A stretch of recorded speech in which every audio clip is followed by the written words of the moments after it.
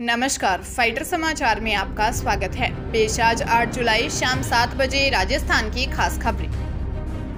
राजस्थान सरकार एक बार फिर पासबुक, वनडे सीरीज और 1 वीक सीरीज पर अंकुश लगाने की तैयारी कर रही है। जयपुर में शिक्षा विभाग की कार्यशाला को संबोधित करते हुए शिक्षा मंत्री BD कल्ला ने कहा कि इस तरह की किताबों ने स्टूडेंट्स के दिमाग को खोखला कर दिया है, इसलिए अब शिक्षा विभाग इस पासबुक सिस्टम को पूरी तरह खत्म करेगा ताकि राजस्थान की शैक्षणिक व्यवस्था को बेहतर से और बेहतर बनाया जा सके। शिक्षा मंत्री डॉक्टर BD कल्ला ने कहा कि CM गहलोत राजस्थान को नॉलेज सेंटर बनाना चाहते हैं। कल्ला ने कहा कि राजस्थान के सरकारी स्कूलों में पढ़े हुए बच्चे IAS अधिकारी भी बने हैं। ऐसे में हमें फिर से प्रदेश की शैक्षणिक व्यवस्था को बेहतर से और बेहतर बनाना होगा, तभी हम अपने मिशन में कामयाब हो सकेंगे। इसी दौरान शिक्षा मंत्री BD कल्ला ने RTE मामले में आ रही परेशानियों को जिला स्तर पर इन्हें सुलझाने के निर्देश दिए। मंत्री ने बताया कि महात्मा गांधी इंग्लिश मीडियम स्कूलों में टीचर्स के पदों पर फिर से भर्ती होने जा रही है, जिसमें इस बार 13,000 पदों पर टीचर्स की भर्ती की जाएगी। CM गहलोत ने इसकी स्वीकृति दी है। डूंगरपुर जिले की पोक्सो कोर्ट ने नाबालिग के अपहरण और दुष्कर्म के मामले में आरोपी को दोषी करार दिया है। कोर्ट ने दोषी को 20 साल के कठोर कारावास की सजा सुनाई है। वहीं दोषी पर 1,26,000 रुपए का जुर्माना लगाया है। सरकारी वकील योगेश जोशी ने बताया कि नेठाउआ थाना क्षेत्र के एक गांव निवासी नाबालिग ने 23 फरवरी 2022 को थाने में दी रिपोर्ट में बताया था कि 15 फरवरी को रिश्तेदार की शादी के चलते परिजन बाहर गए हुए थे। उसके गांव के पास के गांव में एक शादी थी जिसमें वह गई थी। रात को आते समय पाल निठाहुआ निवासी 20 वर्षीय प्रमोद उर्फ पप्पू ने उसका अपहरण कर उसके साथ दुष्कर्म किया था।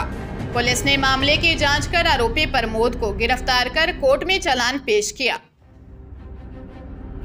अजमेर जिले में स्कूलों में खेले जाने वाले खेल ट्रुथ एंड डेयर में जीतने के लिए एक बच्चे ने खुद के अपहरण की कहानी रची और परिवार को बताने के बाद पुलिस को भी थका दिया। कृष्णगंज थाना क्षेत्र के LIC कॉलोनी निवासी लोकेश वर्मा ने 6 जुलाई को थाना पुलिस से शिकायत करते हुए बताया था कि ट्यूशन से लौटते समय उसके भांजे का अपहरण का प्रयास किया गया।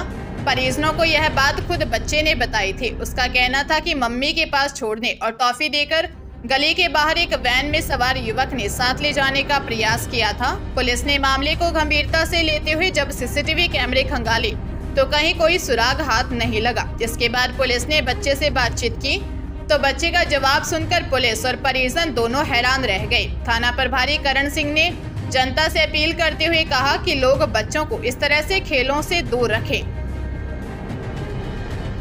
चिकित्सा विभाग से बेरोजगारों के लिए खुशखबरी आई है। बजट घोषणा 2023-24 की क्रियान्विति में नर्सिंग और पैरामेडिकल संवर्ग में 3,386 पदों की बढ़ोतरी करते हुए अब 20,540 पदों पर सीधी भर्ती होगी। इस संबंध में सक्षम स्तर पर स्वीकृति प्राप्त हो गई है। बजट घोषणा 2023-24 के अनुसार 1 लाख पदों की होने वाली भर्तियों में से चिकित्सा एवं स्वास्थ्य विभाग में 20,000 से ज्यादा पदों पर भर्ती की जाएगी। ACS शुभ्रा सिंह ने बताया कि विभाग में अब नर्सिंग और पैरामेडिकल संवर्ग के 20,540 पदों पर सीधी भर्ती की जाएगी। विभाग की ओर से 17,160 पदों पर की जा रही नर्सिंग और पैरामेडिकल संवर्ग की भर्ती में 3,386 पदों के सक्षम स्तर पर स्वीकृति के बाद पद बढ़ाते हुए अब 20,540 पदों पर भर्ती की जाएगी। अलवर जिले की NEP थाना पुलिस ने chit fund company Malwanchal India private limited के 3 डायरेक्टर को गिरफ्तार किया है। इनमें 60 वर्षीय महिला सुमन वर्मा, 40 वर्षीय पप्पू पटेल व 35 वर्षीय गोपाल पटेल शामिल हैं। ये तीनों मध्य प्रदेश के देवास निवासी हैं। इस चिटफंड कंपनी पर अलवर जिले के विभिन्न थानों में दर्ज 77 प्रकरणों में निवेशकों के 6 करोड़ रुपए हड़पने का आरोप है। आरोपियों ने कंपनी में रकम जमा करवाने पर 4 साल में लोगों को रकम दोगुनी करने का झांसा दिया था। इनके खिलाफ राजस्थान सहित 5 राज्यों में रकम हड़पने के मामले दर्ज हैं। तीनों आरोपी NEP थाने में दर्ज 4 लाख रुपए के चिटफंड संबंधी 2 मामलों में 8 साल से फरार थे।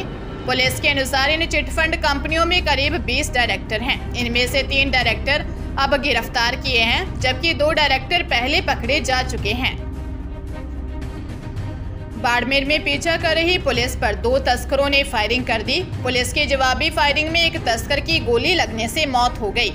दूसरा तस्कर गंभीर घायल हो गया। मामला गीडा इलाके के चीबी गांव का है। एनकाउंटर में जोधपुर ग्रामीण पुलिस, बाड़मेर और डीएसटी टीम शामिल थी। जोधपुर ग्रामीण एसपी धर्मेंद्र यादव ने मुठभेड़ की पुष्टि की है। जानकारी के मुताबिक जोधपुर डीएसटी को सूचना मिली थी कि 50,000 रुपए का इनामी बदमाश कौशलाराम जाट और 25,000 रुपए के इनामी बदमाश ओम प्रकाश जाट बाड़मेर में छिपे हुए हैं। इस पर पुलिस टीम ने गीडा इलाके में दबिश दी।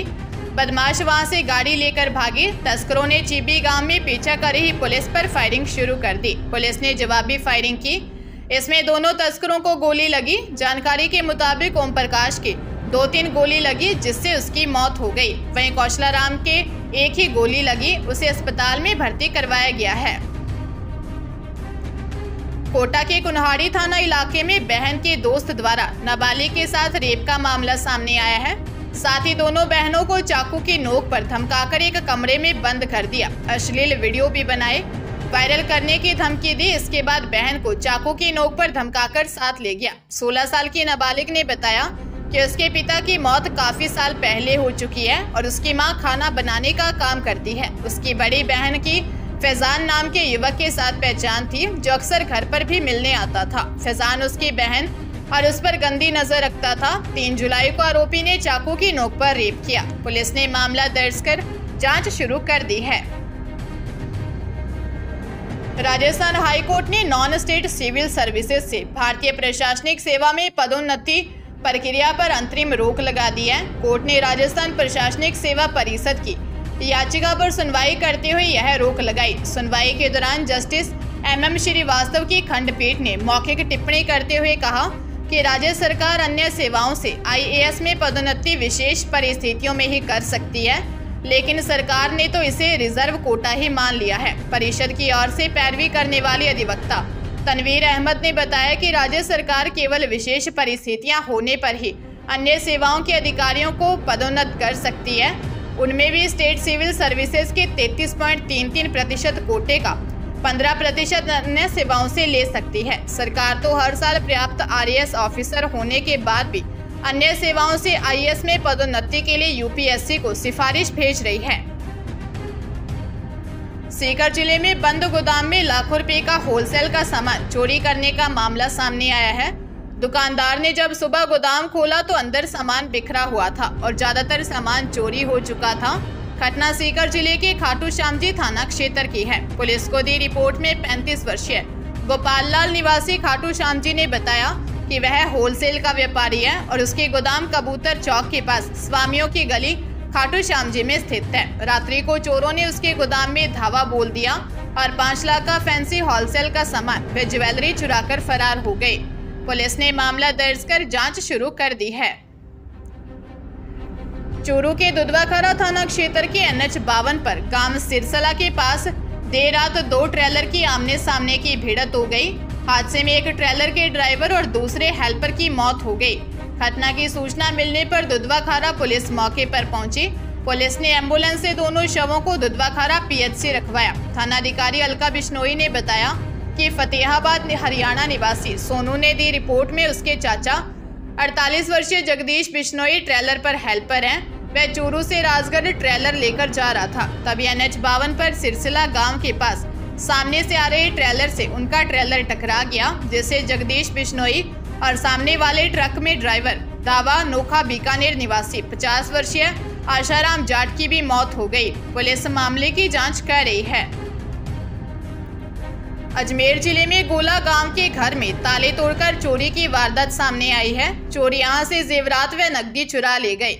मांगलियावास थाने में गोला खरवा गांव निवासी सुरेंद्र सिंह राठौड़ ने दर्ज रिपोर्ट में बताया कि रात को घर में चोरी की वारदात हुई। सुबह उठे तो पता चला चोर ताले तोड़कर घर में घुसे और अलमारी से सोने की चेन व अंगूठी, 11,000 रुपए नगद, दूसरे कमरे में रखे गुल्लक से 7 से 8,000 रुपए नगद, एक चांदी की पायल, 2 चांदी के सिक्के चोरी हो गए। चोरों ने यहां 5 ताले तोड़े। पुलिस ने मामला दर्ज कर जांच शुरू कर दी है।